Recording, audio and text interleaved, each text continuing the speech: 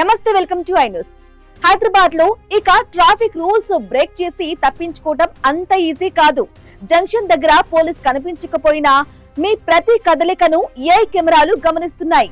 Helmet లేకుండా వెళ్ళినా, phone మాట్లాడుతూ డ్రైవ్ చేసినా, సిగ్నల్ జంప్ చేసినా కొన్ని సెకండ్లలోనే మీ మొబైల్ కు చలాన్ మెసేజ్ వచ్చేస్తుంది.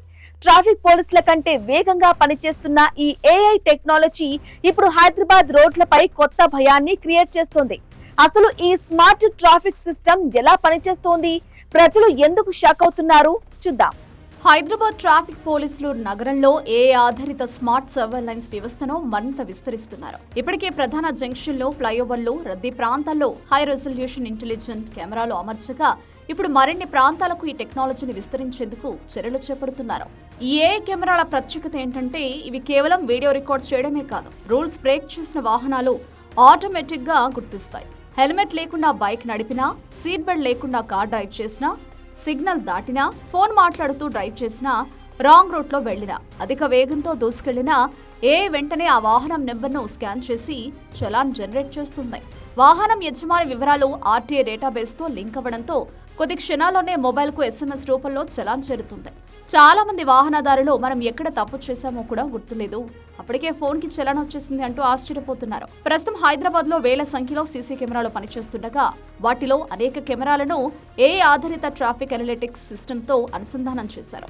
నగరంలో ట్రాఫిక్ నియంత్రణ, ప్రమాదాల నివారణ, నేరాల గుర్తింపు కోసం ఈ టెక్నాలజీని ఉపయోగిస్తున్నారు.